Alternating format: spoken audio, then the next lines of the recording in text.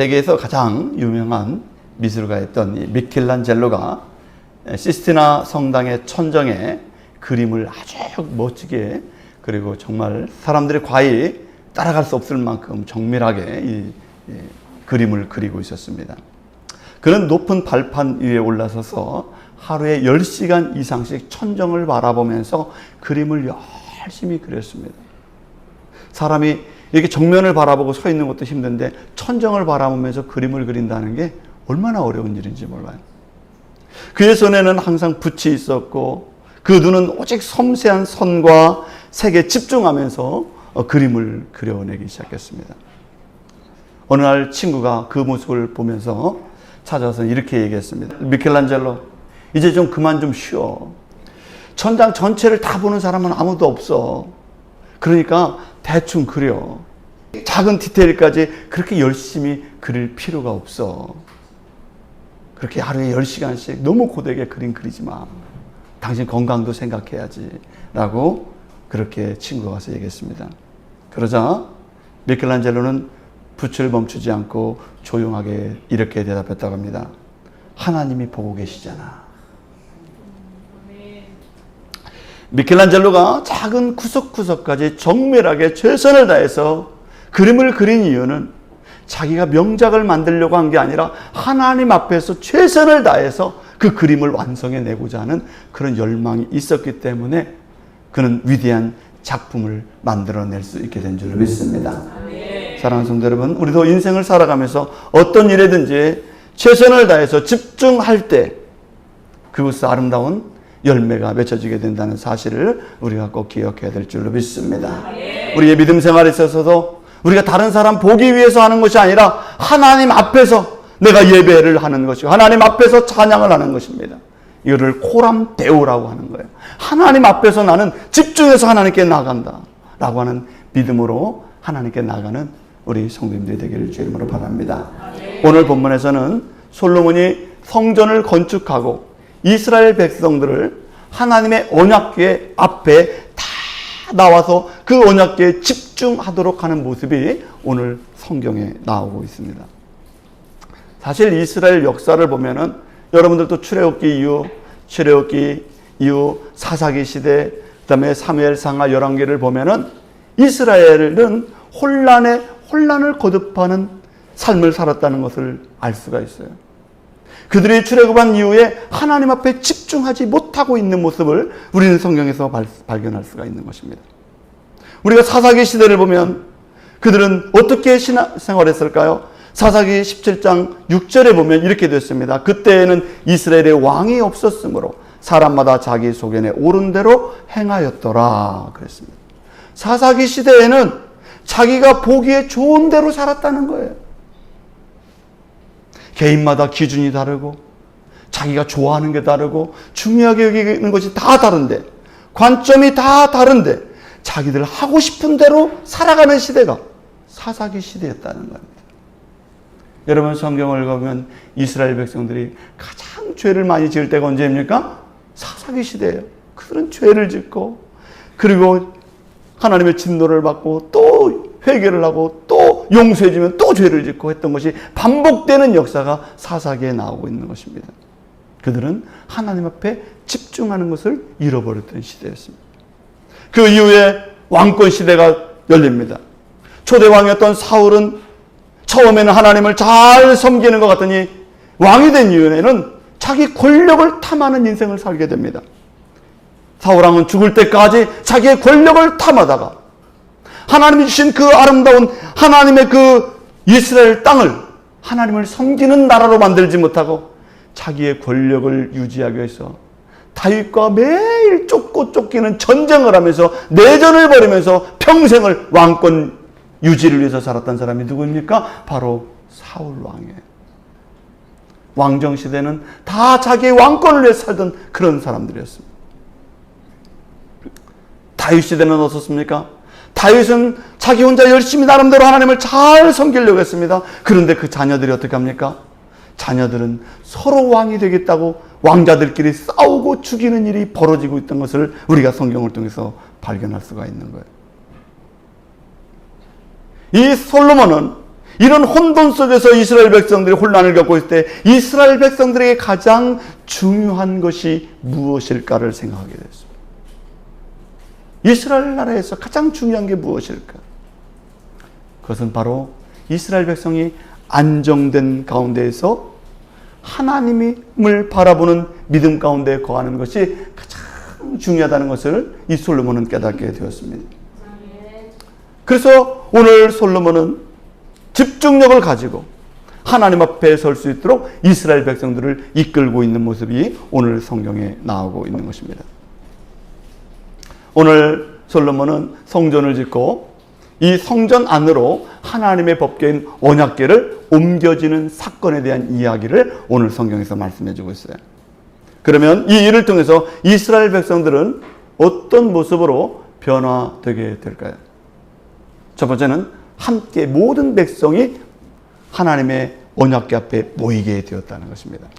솔로몬은 이스라엘의 장로들과 지파의 우두머리들을 소집했습니다. 1절에서 이렇게 말씀하고 있어요. 이에 솔로몬이 여호와의 궤를 다윗성 곧 시온에서 메어 올리고자 하여 이스라엘 장로와 모든 지파의 우두머리 곧 이스라엘 자손의 족장들을 예루살렘에 있는 자기에게로 소집하니라고 되어 있어요. 여러분, 사람들은 모이는 목적이 다 있습니다. 우리가 어떤 건축을 할 때 각종 기술자들을 다 건축을 하는데 모이게도 합니다. 그래서 사람들이 모여서 건물을 정말 멋지게 짓는 것이죠. 요즘에 세계에서 가장 큰 건물을 짓는 나라가 있습니다. 그 나라가 바로 사우디라고 하는 나라예요. 사우디는 이제 2000m짜리 라이즈 타워라는 건물을 짓는다고 합니다. 2000m짜리.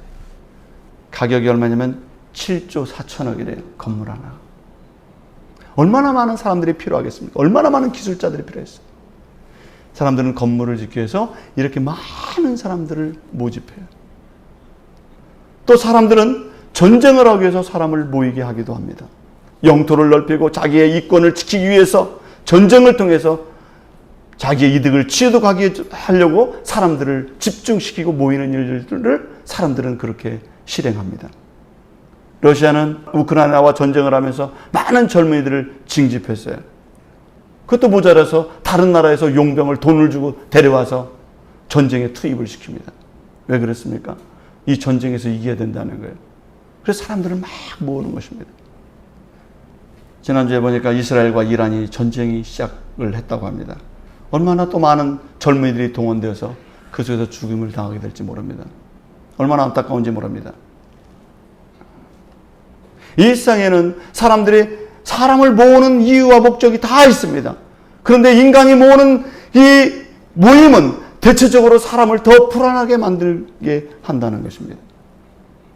인간이 집중하는 것에 집중하기 시작하면 거기서 분열이 일어나고 인간의 과욕이 생겨나게 되고 또 사람들은 도에 넘는 권력을 갖기 때문에 악이 더 큰 악을 낳는 그런 결과를 초래하는 일들이 비일비재하게 우리가 사는 사회에서 일어나고 있는 것을 우리가 볼 수 있는 것입니다. 그러면 진정한 안정은 어디에서 오는 것일까요? 바로 하나님께로부터 온다는 사실을 우리는 인정해야 될 줄로 믿습니다. 시편 55편 18절에서 이렇게 말씀했습니다. 그가 내 생명을 구원하사 평안하게 하셨도다. 그랬습니다. 하나님은 우리를 평안으로 인도하신다고 성경은 말씀하고 있는 줄로 믿습니다. 빌립보서 1장 20절에서도 말씀했습니다. 내 마음이 그리스도 안에서 평안하게 하라라고 말씀하고 있습니다. 하나님은 우리에게 평안을 주시는 분이신 줄로 믿습니다. 이 평안이라는 것이 어디에서 옵니까? 이 생명의 주관자이시고 우리의 삶을 인도하신 우리의 근본까지 우리를 창조하신 하나님께서 평안을 주실 때 우리는 진정한 평안을 얻게 된다는 사실을 믿으시기 바랍니다. 그러므로 우리들이 마음이 안정되기 위해서는, 우리 마음이 평안하기 위해서는 무엇에 집중해야 될까요? 하나님 앞에 집중해야 될 줄로 믿습니다. 하나님께 집중한다는 것은 하나님이 하신 말씀에 집중한다는 것을 의미하는 것입니다. 오늘 이스라엘 백성들은 전부 지금 하나님의 성전에 모여서 모든 사람들이 모여서 무엇을 바라보고 있나요? 지금 언약궤를 바라보고 있어요. 언약궤. 언약궤가 무엇입니까? 언약궤는 히브리어로 아론 베리트예요. 하나님께서 아론에게 주셨던 이 베르트는 계약이라는 거예요. 하나님의 약속의 계약을 그들이 바라보고 있다는 거예요. 여러분들이 집을 샀을 때, 어디 땅을 샀을 때 처음 여러분의 손에 딱 들려지는 게 뭐예요? 등기부등본이에요. 딱 펼쳐보고 뭘 바라봐요? 계약이 돼 있잖아요. 그거 보고 어때요? 마음이 흐뭇할 거예요. 그렇죠? 우리 자녀가 낳았을 때 동사무소에 가서 출생신고를 딱 합니다. 출생신고에 이름이 딱 올라오는 걸 보고, 야, 이제 너는 내 자녀야. 등기부등본에 딱 올라갔어. 출생신고가 되면은 이게 사회적인 약속이 되는 것입니다. 오늘 이스라엘 백성들이 전부 다 모여서 아론 베리트, 언약궤, 하나님의 약속의 계약을 바라봤다는 거예요. 하나님과 이스라엘 사이에 말씀으로 세워진 언약, 그 궤 안에는 하나님의 십계명의 돌판이 거기에 들어있는 것입니다. 하나님의 말씀으로 우리를 통치하신다는 그 상징이 그 언약궤 안에 들어있는 거예요. 언약궤라는 것은 내가 선택한 것이 아닙니다. 하나님이 선택하신 줄로 믿습니다. 나의 언약이 아니에요. 나를 창조하신 하나님이 언약을 해서 세워놓으신 그 약속이 바로 언약궤인 줄로 믿습니다. 그래서 그 위에서 말씀하시고 그 말씀 속에서 우리와 화목하게 하시고 우리를 만나주시는 분이 바로 하나님이신 것입니다. 그래서 이 궤 그 위를 카포렛이라고 속죄소라고 말하는 것입니다. 출애굽기 25장 22절에서는 이렇게 말씀했어요. 거기서 내가 너와 만나고 속죄소 위 곧 증거궤 위에 있는 두 그룹 사이에서 내가 이스라엘 자손을 위하여 내게 명령할 모든 일을 내게 이르리라. 그랬어요. 내가 이 언약궤 위에서 너를 만날 것이고 내가 이 언약궤를 통해서 명령할 것이고 내게 할 말을 너에게 하겠다. 그런 얘기예요. 어디에서요? 언약궤를 통해서 하겠다. 그런 거예요. 하나님은 언약궤 말씀을 통해서 하겠다는 거예요. 이게 하나님이 우리를 통치하시는 방법이에요.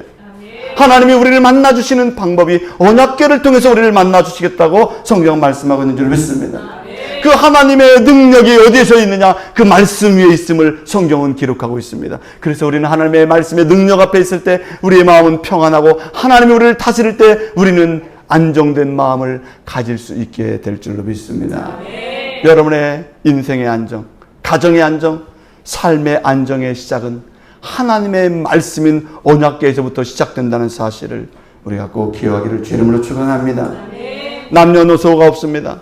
하나님의 백성이 모두 나와서 그 언약궤인 하나님 말씀 앞에 서서 이스라엘 백성이 혼돈스럽게 살지 말고 이제는 너희들이 하나님 앞에 나와서 안정을 향해서 살아가라고 오늘 솔로몬은 모든 백성을 언약궤 앞에 세우는, 소집하는 모습을 성경을 통해서 보게 되는 것입니다.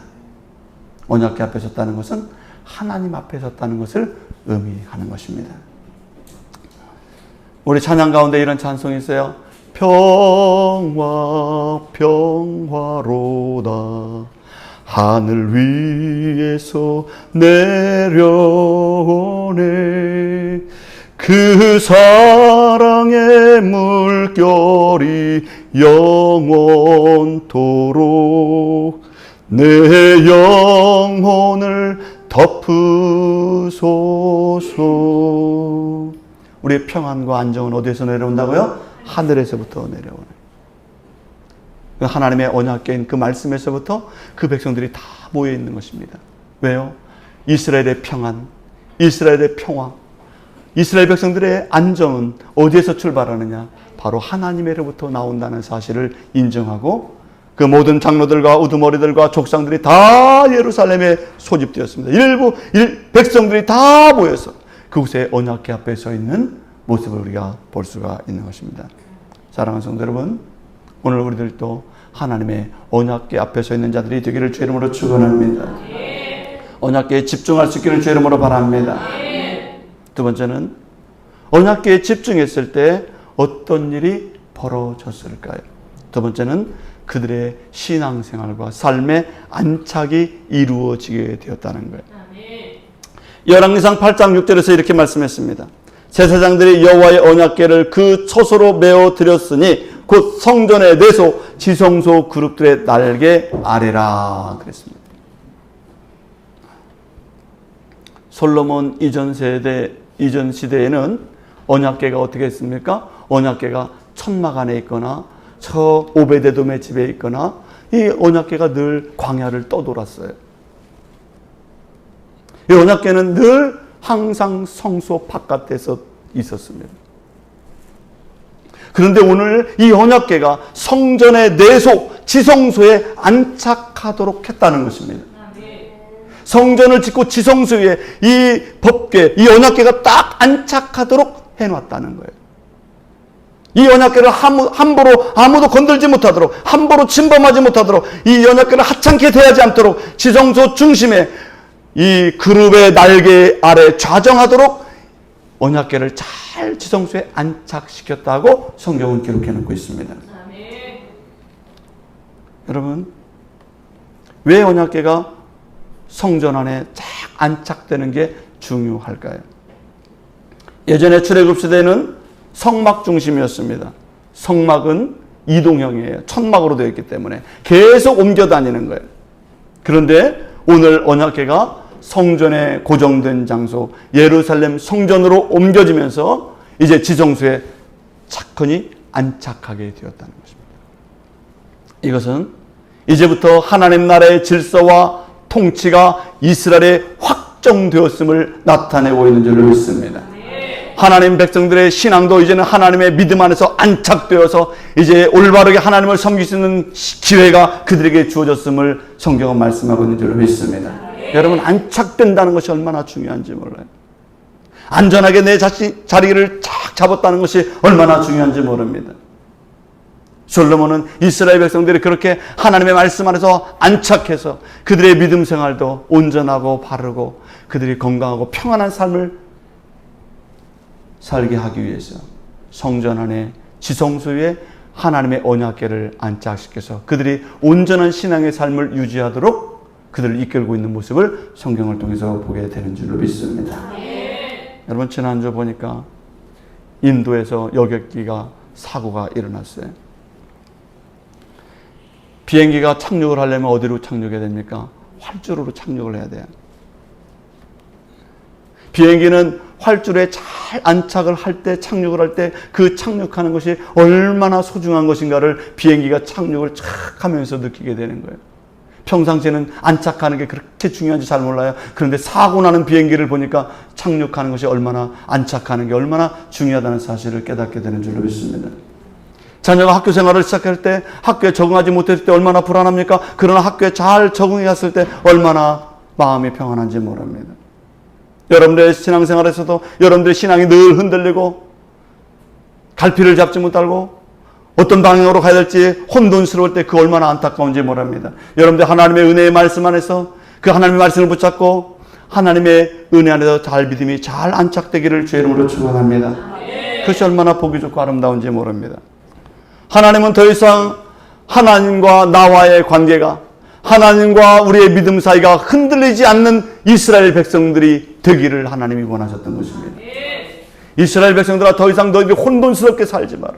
사사기 시대와 같이 자기 마음대로 살지 말아라. 니네들 보기 좋은 대로 사는 것은 죄악의 삶일 뿐이라는 사실을 알려주고 있는 거예요. 지성소에 언약궤를 딱 놓고 너희들의 믿음이 이제 안착되어서 하나님의 안정 가운데서 살아가기를 성경이 원하고 있다는 사실을 말씀하고 있는 줄 믿습니다. 어떤 환경과 상황 속에서 두려움 없이 이제는 굳건한 믿음의 사람으로서 안정된 가운데서 변함없는 신앙을 가지라고 오늘 언약궤는 지성소 안에 잘 안착된 줄로 믿습니다. 사랑하는 성도 여러분, 이제 우리의 믿음도 잘 안착되어야 될 줄로 믿습니다. 흔들림 없는 믿음이 되어야 될 줄로 믿습니다. 불분명한 신앙생활 아니라, 혼돈하는 신앙생활이 아니라 하나님 앞에 건강한 신앙으로, 바른 신앙으로 잘 안착되기를 주의 이름으로 축원합니다. 열왕기상 8장 6절에 보면 제사장들이 여호와의 언약궤를 그 처소에 메어 드렸으니 곧 성전의 내소 지성소 그룹들의 날개 아래라 그랬어요. 이 본문의 언약궤는 처소로 메어 드렸다라고 됐어요. 처소라고 하는 것은 지정된 장소에 메어 드렸다 그런 거예요. 아무 곳에나 언약궤를 놓는 게 아니라 처소라는 건 지정된 자리에다가 놓게 되었다 그런 것입니다. 이제 언약궤는 성전이라고 하는 영구적인 구조물 안에 들어감으로써 하나님의 임재가 그 민족 안에 정착되었다라고 하는 것을 의미하고 있는 거예요. 이스라엘 백성들을 다스리고 통치하는 곳에 이제 정착되었다라는 것을 의미하는 것입니다. 여러분, 오늘날에도 신약을 통해서 하나님은 우리에게 말씀하셨어요. 고린도전서 6장 19절에서 너희는 너희 안에 성령의 전인 것을 너희가 알지 못하느냐. 예수 그리스도를 영접한 사람은 성령이 우리 안에 함께 거하시는 성전이 되는 줄 믿습니다. 하나님의 임재하심이 있고 하나님을 영접한 사람은, 하나님께서 한 번 받은 붙잡으신 사람은 하나님이 절대 놓지 않는다는 사실을 켈빈은 얘기하고 있어요. 한 번 받은 구원은 영원하다. 켈빈이 5대 교회를 통해서 이야기했던 것입니다. 내가 하나님을 붙드는 것이 아니라 켈빈은 얘기했어요. 하나님이 나를 붙들고 계신다. 나는 하나님의 손을 놓을 수 있지만 하나님은 나를 결코 놓지 않는다. 여러분, 우리는 흔들릴 수 있습니다. 그러나 하나님의 손은 흔들림 없이 여러분들을 붙잡고 계신 줄로 믿습니다. 성전이라는 곳에 하나님의 언약궤가 안착되었다는 것은 내 마음에 하나님의 성령이 함께 하시는 것처럼 이 한 번 함께 내 안에 거주하신 하나님은 나를 떠나지 않는 거예요.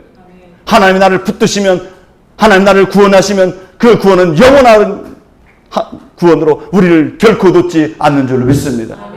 나중에 노년이 되어서도 하나님께 다시 돌아오게 될 줄로 믿습니다.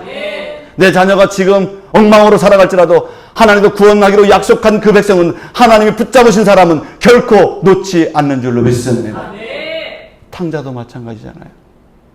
아버지 품을 떠나서 지멋대로 가서 장사 허랑방탕하게 살았지만 그가 돌아왔을 때 아버지는 어떻게 합니까? 그를 안아주시고 금가락지를 끼워주시고 송아지를 잡고 잔치를 베풀었던 것이 바로 하나님의 마음인 줄로 믿습니다. 어거스틴도 하나님의 신앙을 떠나서 만이교를 가서 허랑방탕하게 살아가고 있었지만 그가 어느 날 30년 후에 돌아와서 집에 돌아오니 어머니가 자기를 위해서 기도하는 것을 깨닫게 되고, 이것이 바로 하나님의 진리가 진정한 진리라는 걸 깨닫게 되고, 어거스틴도 하나님 앞으로 다시 돌아오게 된 줄로 믿습니다. 하나님이 붙잡으신 사람은 결코 하나님에서 떠나갈 수 없는 줄로 믿습니다. 이스라엘 성전에 언약궤가 안착된 것처럼 이스라엘 백성을 결코 떠나지 아니하시는 하나님의 역사하심을 성경은 말씀하고 있는 것입니다.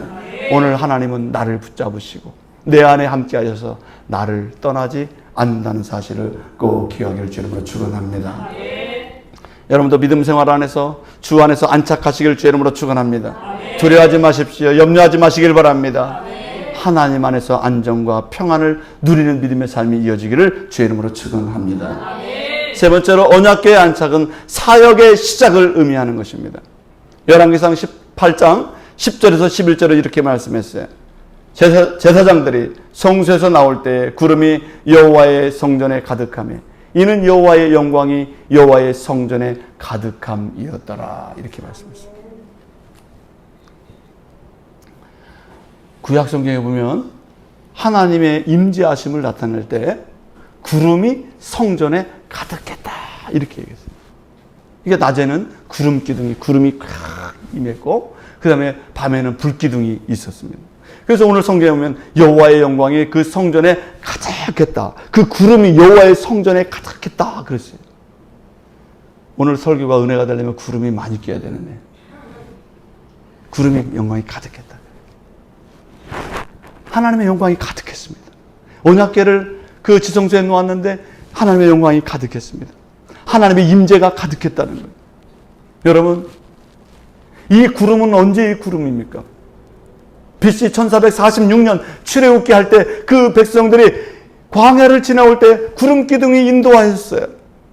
하나님이 임재하신다는 사실을 이 구름을 통해서 하나님은 알려주셨어요. 그런데 480년이 지난 솔로몬이 성전을 짓고 그 성전 안에 이 언약궤를 딱 드리는데 뭐가 가득했다는 거야? 하나님의 임재의 구름이 가득했다.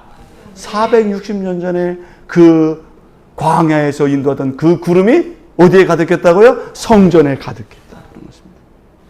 여러분, 하나님은 시대를 초월하여 임재하시고 우리와 함께 하신다는 사실을 성경은 말씀해 주고 있는 줄로 믿습니다. 오늘 본문에 보니 구름이 회막을 덮었고 여호와의 영광이 성막에 충만하며 그랬습니다. 이 영광이라는 단어는 무게라고 하는 것으로도 번역될 수 있어요.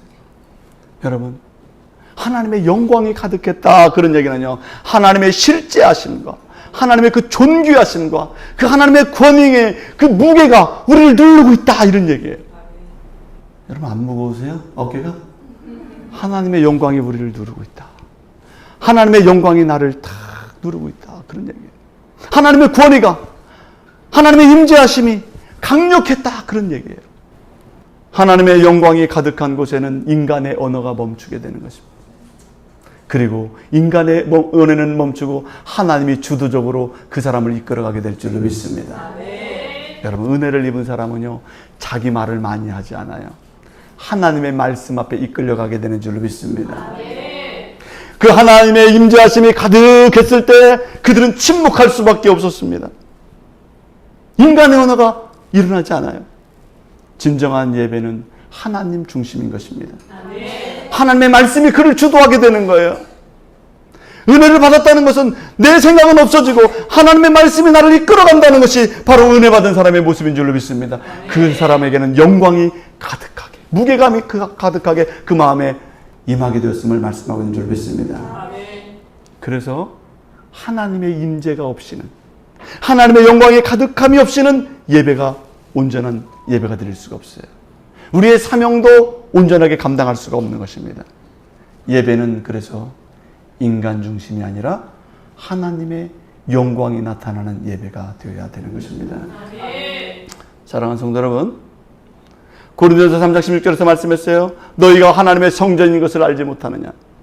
사도행전 1장 8절에서 말씀하셨습니다. 오직 성령이 너희에게 임하시면 너희가 권능을 받고 예루살렘과 온 유대와 사마리아 땅까지 이르러 내 증인이 되리라. 그랬어요. 뭐가 임하시면? 성령이 너에게 임하십니다. 하나님의 영광이 너희 안에 가득하면, 하나님의 네 안에 하나님의 성전인 것을 너희가 알지 못하느냐. 성령이 임한 사람은 하나님이 그 사람의 주인이 되게 되는 줄로 믿습니다. 그래서 사역은요, 바로 하나님의 성전인 성령의 은혜 안에 있는 사람이 하나님의 사명과 사역을 위해서 나갈 수 있는 믿음의 사람이 되게 되는 것입니다. 마태복음 28장 19절에서 20절에도 말씀했습니다. 그러므로 너희는 가서 모든 족속으로 제자를 삼아 내가 세상 끝날까지 너희와 항상 함께 있으리라 그랬어요. 마치 언약궤가 지성소에 딱 안착된 것처럼 그 사람 마음에는 성령이 결코 떠나지 않게 될 줄로 믿습니다. 열왕기상 8장에는 사명이라는 단어가 등장하지 않지만 성전 봉헌 이후 솔로몬의 기도와 선언을 보면 하나님의 임재와 하나님의 사역을 위해서 준비하고 있는 이스라엘 백성들의 모습을 볼 수가 있는 것입니다. 사랑하는 성도 여러분, 많은 사람들은 하나님 앞에서 나는 복을 받아야 되겠다 이렇게 생각을 해요. 복을 받는 게 중요해요. 복을 받는 것도 중요합니다. 그러나 복의 수혜자로 끝나면 안 된다는 거예요. 사랑하는 성도 여러분, 여러분들이 복의 수혜자일 뿐만 아니라 복의 통로가 되기를 주의 이름으로 축원합니다. 여러분들을 통해서 하나님의 복이 다른 사람에게 흘러갈 수 있는 복의 통로의 역할을 감당할 수 있기를 주의 이름으로 바랍니다. 그것이 하나님의 사명의 역할을 감당하는 거예요. 성전이 세워진 이유가 무엇입니까? 하나님의 복이 다른 곳으로 흘러가게 하기 위해서 하나님께서 성전을 세우게 되는 줄로 믿습니다. 하나님께서 여러분들을 구원하시고 여러분 붙잡으시고 여러분 살리는 이유는 무엇입니까? 여러분들을 통해서 가정을 살리고 여러분들을 통해서 이웃을 살리고 여러분들을 통해서 세상의 향기가 되고 빛이 되기 위해서 여러분들을 복의 통로로 사용하기 위해서 여러분들을 부르신 줄로 믿습니다. 그래서 이스라엘 백성들은 이제 성전 앞에 다 모여서 언약궤를 옮겨놓고 그들이 이제는 더 이상 흔들리는 믿음의 사람들이 아니라 잘 믿음 안에 흔들림 없는 믿음으로 안착되어서 하나님과의 관계가 변함없이 돈독하고 이제는 하나님의 사명을 가지고 이스라엘을 넘어서 예루살렘과 유대와 세상 끝날까지 땅끝까지 이르러 하나님의 복음의 증인이 되기 위한 제사장 나라의 사명을 감당하게 하고자 하나님께서는 이스라엘 백성들에게 언약궤를 그 성전에 안착하게 하셨다는 사실을 성경으로 알려주고 있는 줄 믿습니다. 사랑하는 성도 여러분, 우리들도 하나님의 언약궤에 가까이 가서 하나님의 언약의 계약의 말씀 앞에 집중하시고 그 말씀 안에서 평안을 갖고 새로운 믿음의 삶을 신실하게 살아감으로 여러분들의 복의 통로 역할을 감당하는 자들이 되기를 주의 이름으로 축원합니다. 기도하겠습니다.